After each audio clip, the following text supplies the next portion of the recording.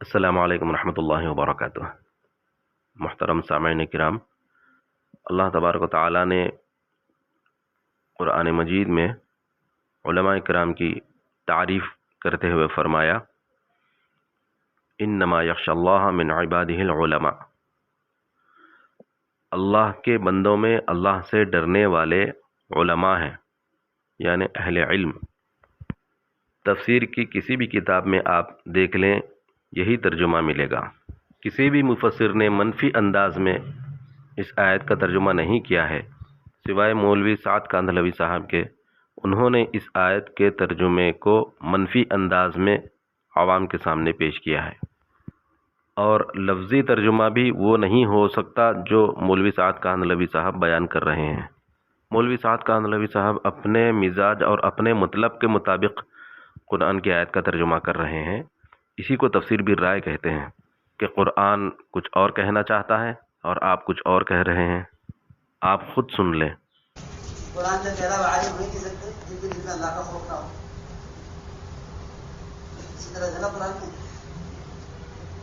قرآن اسی طرح ہے نا، انما یخشی اللہ من عبادہ العلماء، کہ وہ عالم ہو ہی نہیں سکتا جس کے دل میں اللہ کی عظمت نہ ہو۔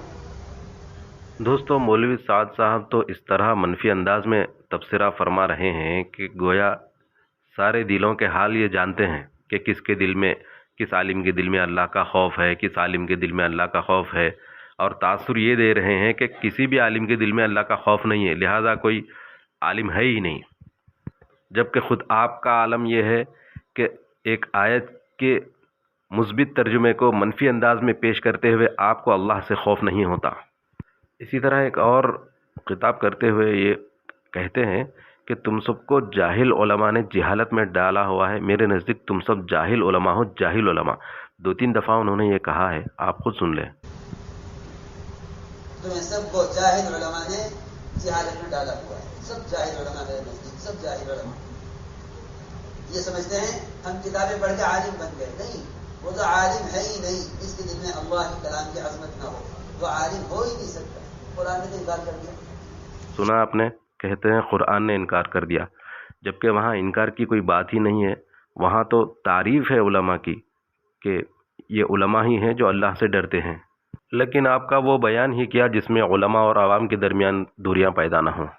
قرآن و حدیث میں جہاں علماء کرام کی فضیلتیں آئی ہیں، وہاں علماء کرام کی بات نہ ماننے والوں پر اور علماء کرام کی عزت و اکرام نہ کرنے والوں پر وعیدیں بھی آئی ہیں۔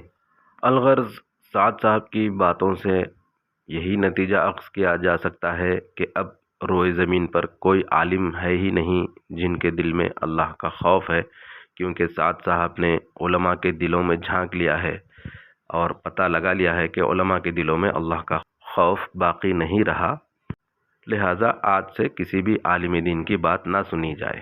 بس یہی نتیجہ نکل رہا ہے۔